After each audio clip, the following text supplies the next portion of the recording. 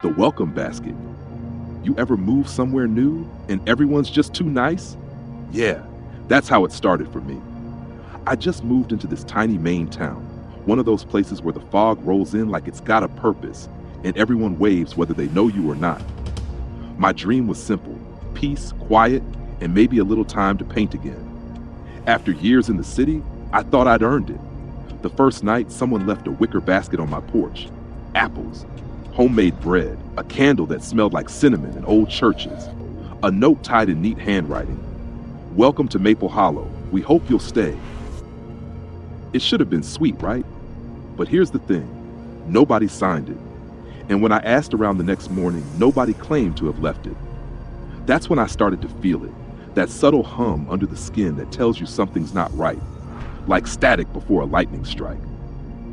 It didn't stop with the basket. Each evening, right around dusk, I'd hear the same sound drifting through the trees, soft humming, almost a lullaby, low and tender, like someone singing to a child. I'd step out onto the porch, and the fog would be thick, swallowing everything past the mailbox. The song would stop, always. A week later, another basket appeared. This one with fresh apples again. Only one of them had a small brown spot near the stem. I picked it up and felt the softness under my thumb. The flesh gave way. Inside, something wriggled. I dropped it. It hit the porch, rolled once, and stopped. A small worm crawling out of the hole like it was escaping something worse. That's when I realized someone wasn't welcoming me to Maple Hollow.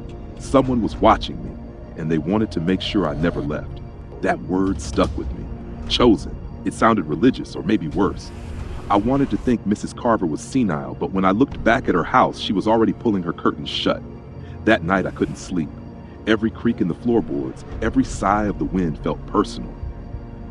The trees scraped the siding like fingernails. Around 2 a.m., I heard it again, that lullaby, closer this time.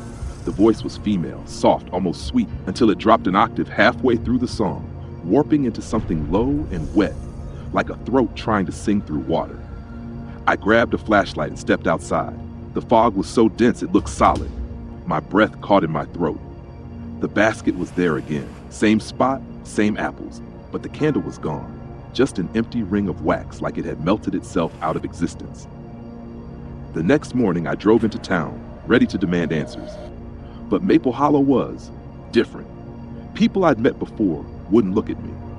The cashier at the general store froze when I mentioned the baskets. The sheriff, a heavy man with sunburned skin, told me flatly, best not to make trouble your first month here. I left without groceries. That evening, I barricaded the door, hammered nails into the frame, sat up with a kitchen knife beside me. When the clock hit midnight, the humming began again. It circled the house this time. I could hear footsteps padding across the porch, slow, deliberate. Then 3 knocks, soft, polite. I held my breath. Another knock. Then a whisper, so close I could feel it slide under the door. Welcome home. The humming stopped. When morning came, I opened the door. The nails I'd driven in, gone. Not pulled out, gone. The door frame was smooth as if it had never been touched, and the basket was waiting again. But this time, the note inside had changed. It said, "You're almost ready." That was when I stopped pretending this was kindness. Whatever was happening in Maple Hollow, it had been planned long before I arrived. And somehow, I'd already been written into the script. It was the 5th night that broke me. I woke to the sound of whispering, not words, not quite, but breath pressed against the glass. A wet sound, patient, hungry. The fog outside glowed faintly in the moonlight, thick as milk. I stumbled to the door, flashlight trembling in my hand. The air smelled like copper and rot, and there it was, the basket, waiting for me like a dog that knew its master. But this time, no bread, no apples, just a jar, cloudy, red. Something floated inside, small, pale, pulsing. A note was tied to the handle, ink smudged and warped from the fog. Return what you took. The words made my throat go dry, because I had taken something. That first apple, the one with the worm. I hadn't eaten it. I'd just thrown it to the trash. But when I checked the kitchen counter, the bin was empty. Clean, too clean. The whispering grew louder, a choir of wet mouths murmuring from the fog. Shapes shifted beyond the porch light, slow and crooked, like people who'd forgotten how to move like people. Then I saw her, Mrs. Carver, standing barefoot in the yard, her nightgown soaked, clinging to her frame. Her eyes were gone, not gouged, just missing, the sockets filled with something black and shifting. "You took from the hollow," she rasped. "You accepted the gift." "What gift?" I shouted, backing up, flashlight trembling over her face. "The offering," she whispered. "Now you must feed it back." The fog behind her pulsed, alive, breathing. Hands reached out from it, dozens of them, all holding wicker baskets, all dripping red. Something inside me snapped, that primal part of the brain that doesn't argue, it just runs. I slammed the door and bolted it, but the knocking started immediately, gentle, rhythmic, almost polite. "Return what you took." Each word rattled the walls. The jar on the porch began to vibrate. A crack formed in the glass. I could hear something inside it, a heartbeat, slow and heavy.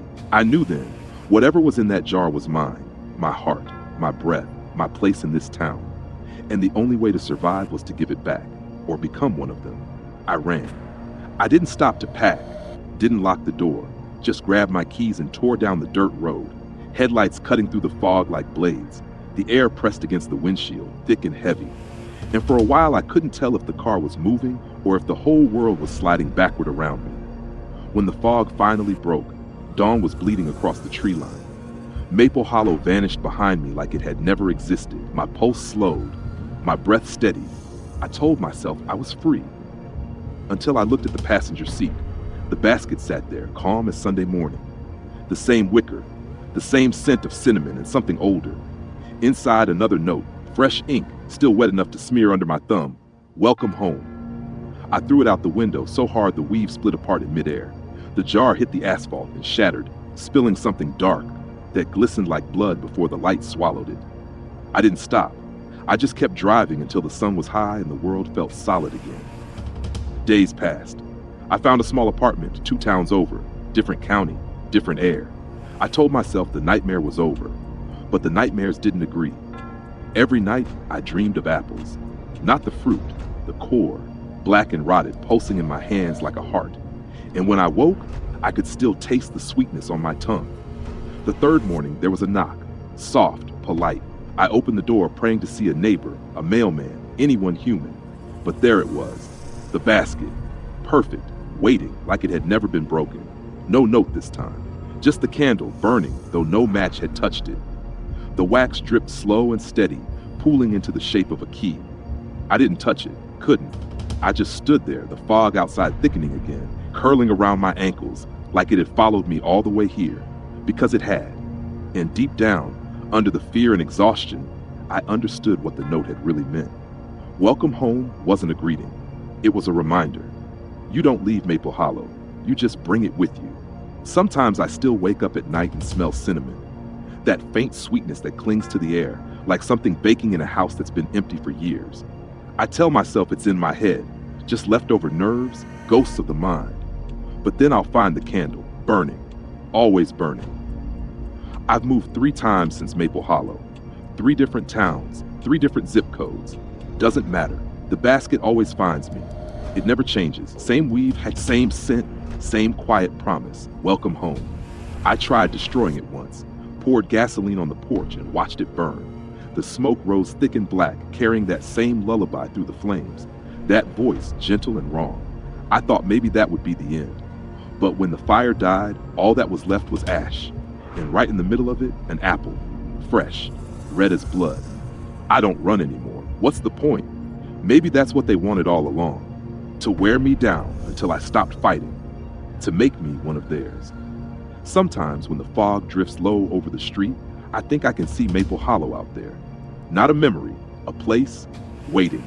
The same houses, the same porch lights glowing in the mist like open eyes. And if I listen long enough, I can hear the singing again. Soft, patient, calling my name. So yeah, if you ever move somewhere new and someone leaves a welcome basket on your porch, don't touch it. Don't light the candle. Don't take a bite of the apples.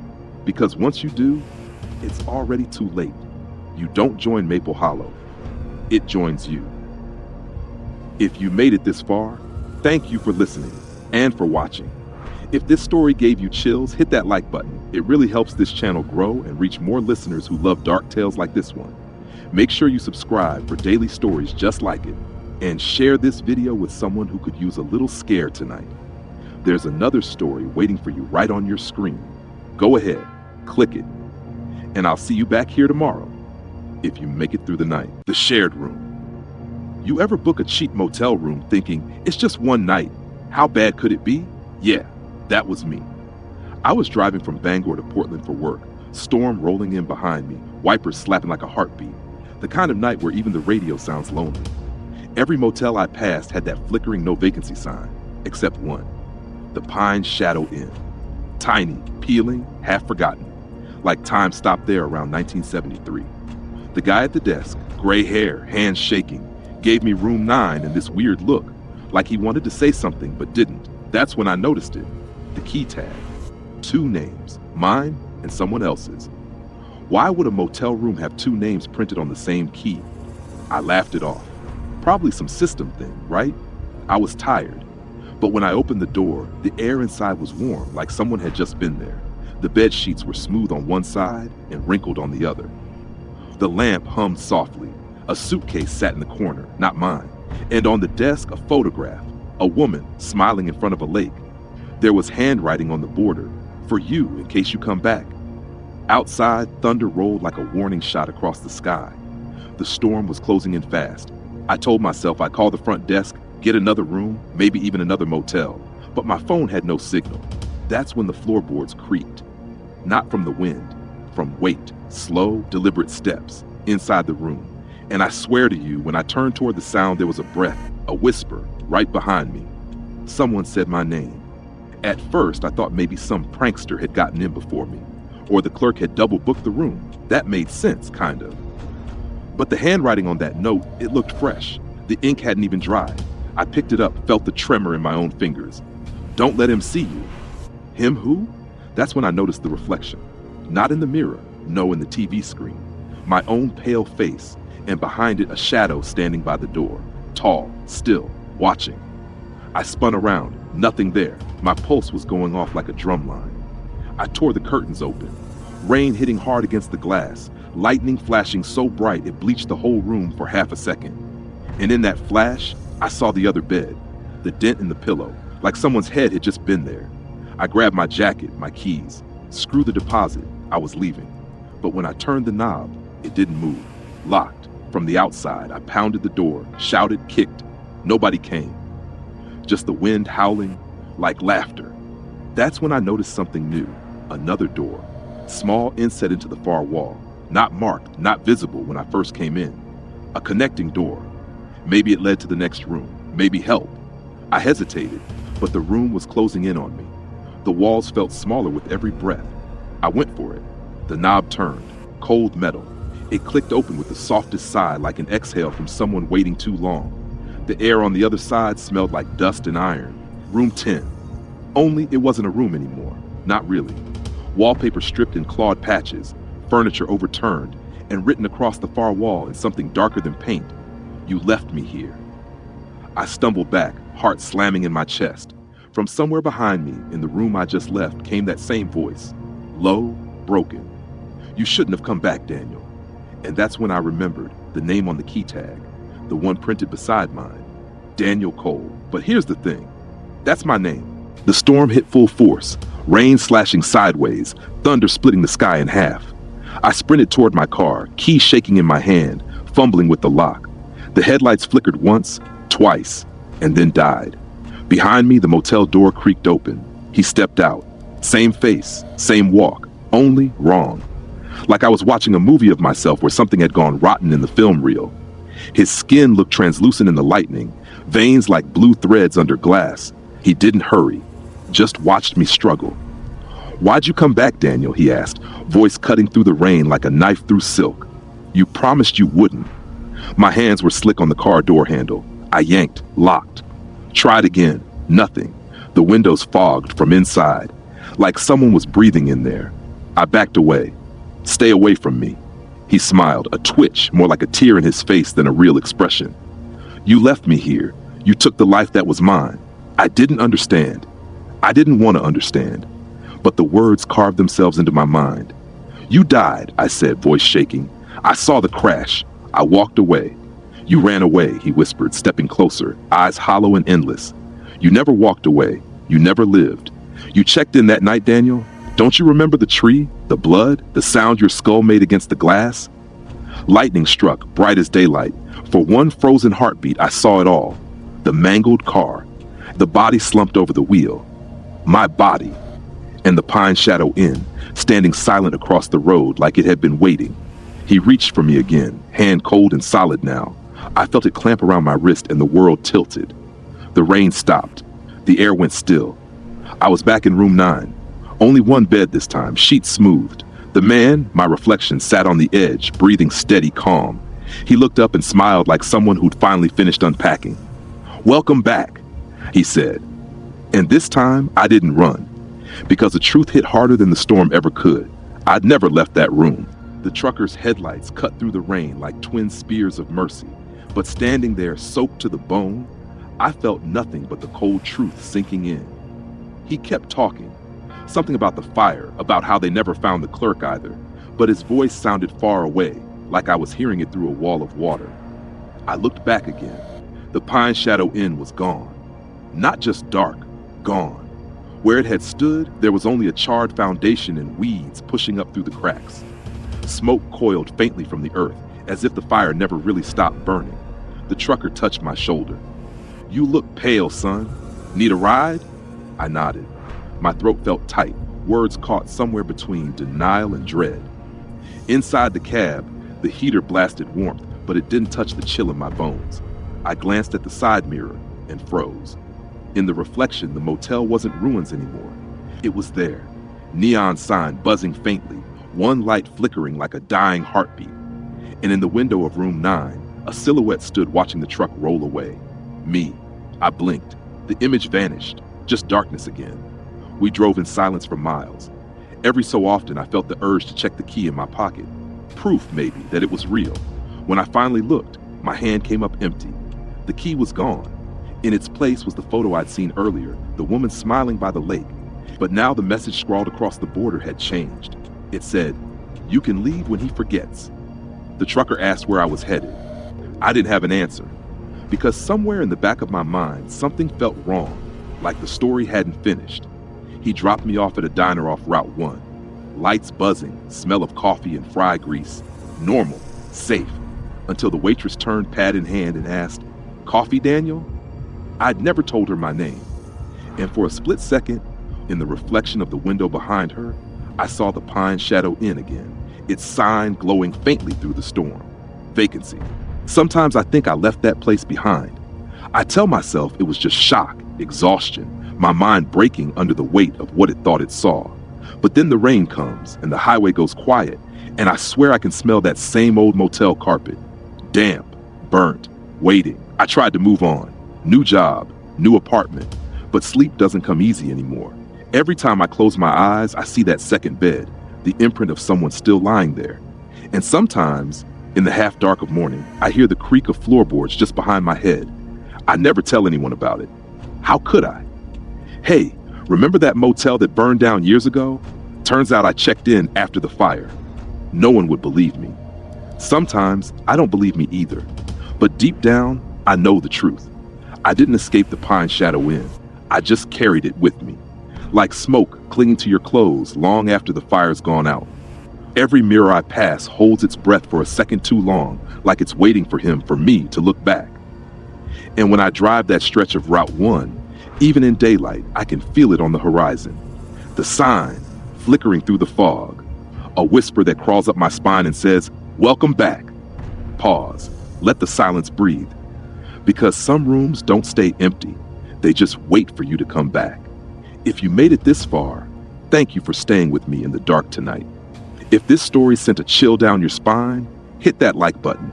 It really helps the channel grow and keeps these stories alive.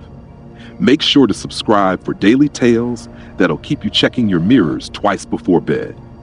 And if you know someone who loves a good scare, share this video with them. You never know whose room they might end up in next. Thanks for listening, for watching, for braving the storm with me. There's another story waiting for you on your screen right now. Just click it if you dare. I'll see you back here tomorrow night. Until then, keep your lights on. Hidden door. You ever live in a house that just feels wrong? Not haunted exactly, just too quiet when you're alone, too creaky when you're not. That's how I describe the old place on Ashcroft Lane, the one I rented after the divorce. Cheap rent, nice neighborhood, and a basement that smelled like rain even when it hadn't stormed in weeks. I was an ordinary guy, am an ordinary guy. Middle-aged, insurance adjuster, living on reheated pizza in silence. My biggest dream back then was maybe getting my kid to talk to me again. My biggest fear? Ending up alone long enough to start hearing voices in the empty rooms. The landlord told me the house was quirky. That was the word he used. Quirky. But one night, when I was unpacking boxes in the basement, I found a seam in the concrete wall, too straight to be natural. Looked like the outline of a door. And that's when I felt it, that pulse in the air. Like the house was holding its breath. For a week, I couldn't stop thinking about that seam. I'd go down there with a beer, stand in front of it, run my fingers along the rough edge and tell myself it was nothing, maybe an old construction patch. But every time I turned to leave, I'd swear I heard something faint behind it. Not voices, not exactly, more like movement, shuffling. One night, curiosity won. I brought my tools, pressed my ear to the wall, cold as a morgue slab, and started to chip away at the plaster. Each strike echoed like a heartbeat.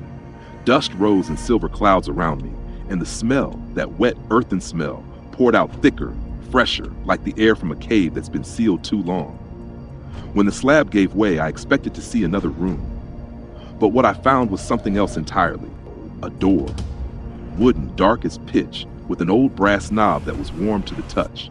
And carved into the grain, just above the handle, were 3 words. Do not open. Would you believe me if I said I almost listened? Because I did. I stood there, heart hammering, every instinct screaming, leave it alone. But there's something about loneliness. It makes you stupid, brave, reckless. The same way a man will call his ex after midnight just to hear her voice, I turned that brass knob because I needed to know what was behind that wall. The door opened without a sound. And behind it, there wasn't darkness. There was a hallway, narrow, earthen, lined with old bricks that dripped with moisture. It stretched farther than the basement should have gone, and at the end of it, a faint, flickering light. I should have run then, but I didn't. I stepped through, and that's when everything began to change. I tried to ignore it at first, told myself I was tired, imagining things. But once you see a door that isn't supposed to exist, you can't unsee it. Every night I'd hear faint scratching from behind that wall. Not rats, not pipes, something deliberate. I started losing sleep, stopped going to work. My ex-wife called and said I sounded off. She was right. I couldn't focus on anything but the door, so I chipped at the concrete, just a little, then more. Then one night I found a handle, rusted, cold, and here's where things got bad, because the handle moved. The next morning I found muddy footprints on the basement floor, bare feet, small, like a child's. I thought maybe a raccoon had gotten in, but the prints were too perfect, 10 toes, a faint arch, even the round mark of a heel. I followed them to the stairs, and they stopped halfway up, not faded, stopped, like whoever made them had vanished in mid-step. That night, I dreamt of water running down stone walls, of a child crying somewhere far below my house. When I woke, my pillow was damp, my ears filled with the sound of dripping that didn't stop, even when I turned on the lights. I went back down, because of course I did. The door was ajar, just enough to show the edge of the black inside. The smell was stronger now, damp earth, iron, and something sweet like rotting fruit. I called out, "Hello?" Something moved in there. A soft shuffle like bare feet on wet soil. Then a whisper, a child's voice, too close to be real. "Help me." It was the kind of sound that wraps around your spine and pulls. I stepped forward, flashlight shaking in my hand. The beam caught walls of old red brick, weeping with moisture. I could hear the hum of the house above me, the pipes, the wind through the vents, but beneath it all, another sound, low and constant. Breathing. I turned the light back toward the basement and froze because the door was closing. Slowly, silently. And as it clicked shut, the last thing I saw on the wood was a wet child-sized handprint, pressed from the inside. That night, the scratching turned to knocking. 3 knocks, slow, patient, waiting. I told myself, don't open it. But you know how it goes in stories like this, right? Curiosity isn't just a flaw, it's a curse. So I opened the hidden door. Behind it was a hallway that shouldn't have existed, narrow, damp, lit by a single bulb that flickered like a dying star. And at the end of that hallway stood me. Same face, same clothes, same scar on my hand from a kitchen knife when I was 10. Only he smiled and I didn't. He said, "You shouldn't have come here." Then he stepped forward. It's strange facing yourself. You'd think there'd be some comfort in it, familiarity. But the thing walking toward me wasn't right. His eyes were too steady, too empty, like the reflection in a window at night, yours but not really yours. "Who are you?" I asked. He tilted his head like he didn't understand the question. "I'm the one who stayed," he said. "You left. You forgot." The light flickered, and for a heartbeat, I saw what he really was. Not flesh, not skin. Something hollow wearing my shape, filled with that thick, breathing dark from behind the wall. I stumbled back, slammed into the real door, but it was gone. The hallway had sealed itself behind me, bricks knitting together like living things. He kept walking, bare feet splashing in the water that had begun to rise around my shoes. The smell, metallic, sour, filled my lungs. "What do you want?" I shouted. He smiled wider, teeth flashing like cracks in porcelain. "To take your place." Then he ran. I fought him. God, I fought. Fists, screams, the crunch of bone. But every blow I landed, I felt it. My ribs, my teeth, like I was punching myself apart. He pressed me against the wall, whispered in my ear, "You opened the door, now you stay."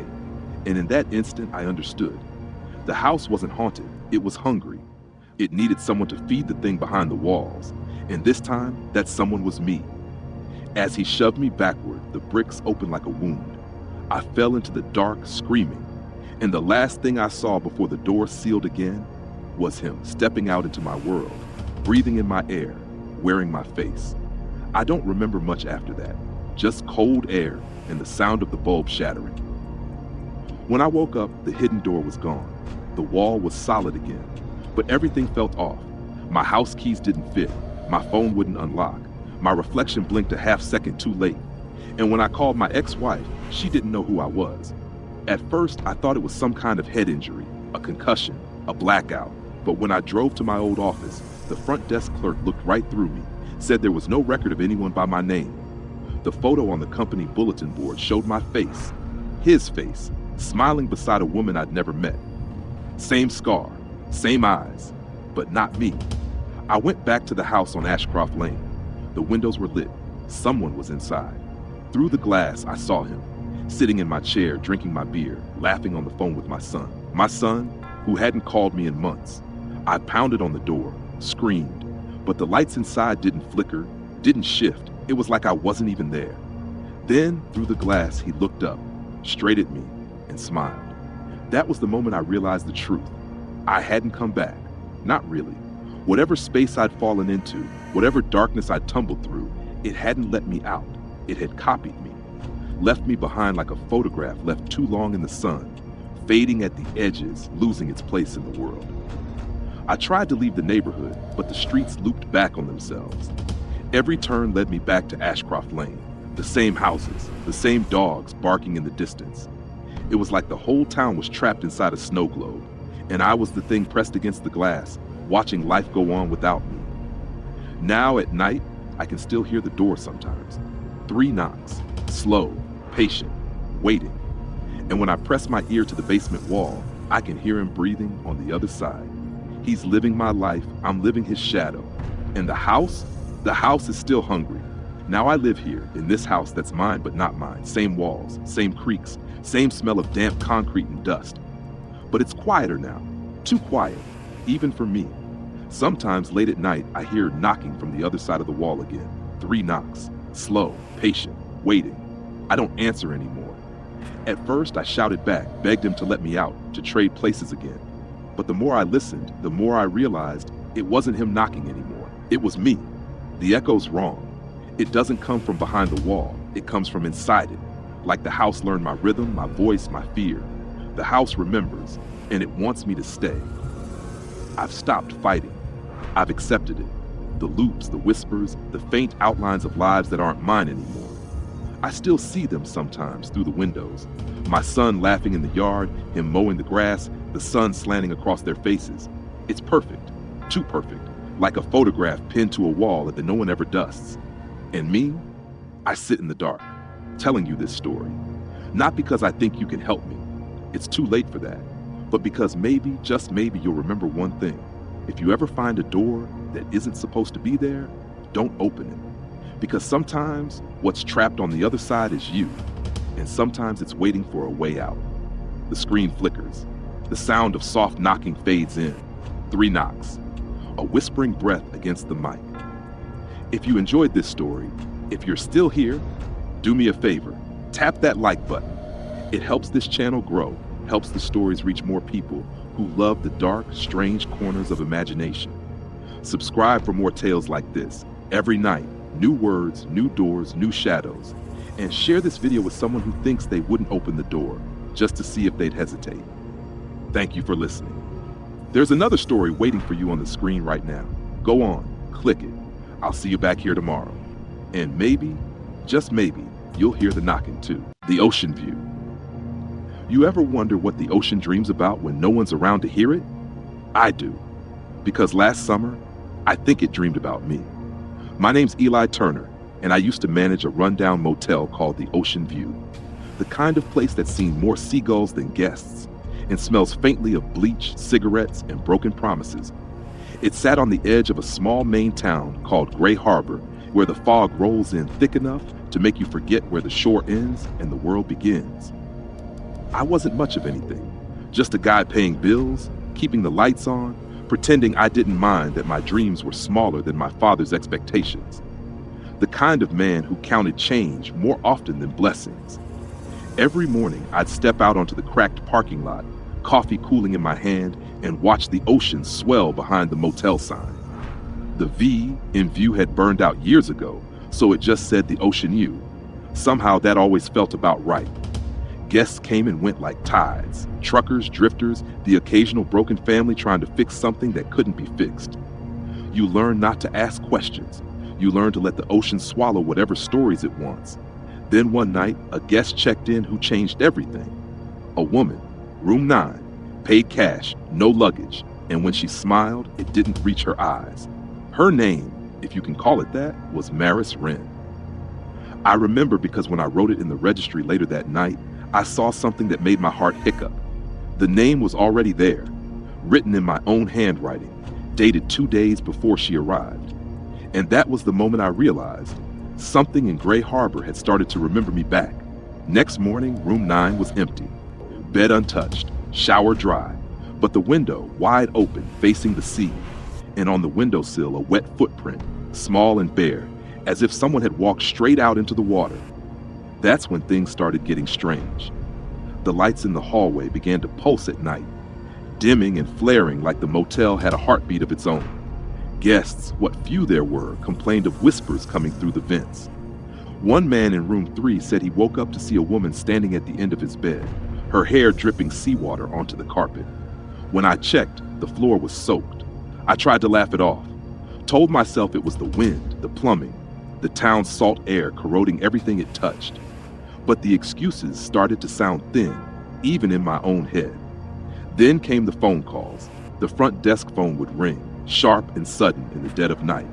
I'd pick up and there'd be nothing, just the hush of waves, steady and close, like someone was calling from under the surf. Once I whispered, "Who is this?" And the voice, soft, trembling, whispered back, "You know me." After that, sleep became a stranger. I started digging through the motel's records, old receipts, anything that might explain what was happening. The place had changed hands a dozen times over the decades, each new owner staying just long enough to vanish without a trace. The sheriff called them drifters. Town gossip said they ran off, couldn't handle the loneliness. But I found something else, something worse. In a yellowed ledger from 1974, I saw a familiar signature scrawled across the page. Eli Turner, manager. And right beneath it, the same neat cursive that belonged to Maris Wren, room 9. I stared at that page until the letters seemed to shimmer, like the ink itself was breathing. Outside, the fog rolled in thick and white, pressing up against the glass like a living thing. I could swear I saw shapes moving in it, arms, faces, flickers of something that used to be human. That's when I realized the Ocean View wasn't just haunted, it was hungry. And I'd already given it my name. I decided to leave. Bags packed, car loaded, engine running. Didn't even bother locking the office door. The keys jingled in my pocket, cold as teeth. But when I looked in the rearview mirror, there it was. The motel. Still there, even though I'd been driving for hours. Fog hugged the highway like a curtain drawn tight, mile after mile of gray nothing. No other cars, no towns, just the ocean view. Always ahead, always waiting, its sign flickering like a dying heartbeat. My hand shook on the wheel. I floored it. 80, 90, still that damn sign cut through the mist every few minutes, the letters glowing blue-white, the V still dead, the ew leering like a grin. Finally, I slammed the brakes, gravel screaming beneath the tires. The world went still. I stepped out into the cold. The fog parted like it had been waiting for me, and there it was again, the motel, silent, patient, breathing. I walked to the front desk. The lights were on inside. My name tag still sat on the counter, and behind it, she was waiting. Maris Wren, the woman from room 9, skin pale as moonlit surf, eyes reflecting nothing but the dark. She smiled, that same empty smile. "It's your turn, Eli. The sea's been calling your name." Behind her, through the office window, the ocean was moving. Not waves, not really. It was climbing. Water rising up the hill in smooth, deliberate swells, swallowing the parking lot, crawling toward the lobby doors. Every instinct screamed run, but my legs wouldn't move. She stepped closer. Her hair dripped salt water onto the tile. The air reeked of brine and decay. "You signed it," she whispered. "You took the job. You belong to the View now." I looked down, and in the registry my name glowed faintly under the desk lamp. The ink rippled, letters shifting, twisting into something not human. The floorboards trembled. The water burst through the glass. Maris reached out a hand. "Come home?" I took it, and as the sea crashed through the lobby, pulling me under, I heard the motel sigh, deep, content, eternal, like the ocean itself had finally taken a breath. When I woke up, it was morning. The motel was quiet again. No water, no fog, just gulls crying over the surf, their voices slicing the air like old ghosts that never learned to rest. I was lying behind the front desk, clothes stiff with salt, mouth dry with the taste of metal and sea. For a long while, I didn't move. I just listened to the hum of the soda machine, the whisper of the tide, and tried to convince myself I was alive. Then I saw it. The registry, open, waiting. Under manager, written in neat blue ink, was my name. Below it, a date, 3 years from now. I touched the page. The ink was dry but warm, as if it had been written moments ago. The handwriting was mine, no question. Every curve, every loop, my hand, my mark, my curse. Outside, a car pulled into the lot. A young couple stepped out, sunburned, smiling, dragging luggage behind them. They looked like people who still believed in beginnings. The man waved, cheerful. "Hey there, you open?" I opened my mouth, but nothing came out. Just a low hum, like the distant drone of the ocean pressed against my chest. The woman pointed to the sign. "Cute place, the ocean view. You've got vacancies, right?" I hesitated, then nodded. My body moved before my thoughts caught up. Keys in hand, smile rehearsed, words automatic. "Room 9's available," I heard myself say. When I handed her the key, our fingers brushed. Her skin was cold, damp, like she'd just come from the water. Like she smiled, soft, polite. And for a second, I saw something flicker behind her eyes. Recognition, or maybe memory. The couple disappeared into the fog beyond the office door. The moment they were gone, I turned back to the registry. Their names were already written there. My stomach twisted. The air thickened. Somewhere deep inside the motel, pipes groaned like something alive. I looked toward the ocean, its gray expanse trembling under the morning light. The tide was higher than before, creeping closer to the foundations, licking at the gravel like it knew it would win in the end. And maybe that's what I finally understood. You don't manage the ocean view, you serve it, until the sea remembers your name. Sometimes I hear the ocean whisper when I lock up for the night. Sometimes I dream of waves climbing the stairs, of voices in the walls asking me to join them. I tell myself it's just the wind, just the pipes, just the weight of silence pressing too long against the bones of this place. But I know better. The ocean view isn't just a motel, it's a mouth, and I'm what it decided to swallow. The guests come and go, their laughter echoing through the hallways for a while, before fading into the static hum that fills every empty room. They don't stay long. No one ever does. But lately, I've started to wonder if I want them to. Because when the last car drives away, when the sign flickers out and the fog rolls in thick as smoke, I feel the pull, the call beneath the floorboards. I walk the halls at night, listening. Sometimes I catch glimpses in the mirrors, faces that aren't mine, standing just behind my shoulder, smiling that same hollow smile Maris Wren wore the night she took my hand. And every morning, when I open the office, room 9's key is missing from the rack. Always room 9. I replace it. It disappears. I replace it again. The ocean always takes it back. They say the sea keeps what it loves, and I think it's learning to love me. So, if you ever find yourself in Gray Harbor and you pass by the ocean view, don't stop. Don't look back. Because sometimes the ocean remembers your name before you even arrive. Soft pause. Tone shifts to calm, conversational. If you enjoyed this story, make sure to like the video. It really helps the channel grow and keep stories like this one reaching more listeners. Don't forget to subscribe for new tales every day and share this video with someone who loves a good chill down their spine. Thank you for watching and listening to The Ocean View. There's another story waiting for you right now. Check the video recommended on your screen, and I'll see you back here tomorrow, if the tide lets you.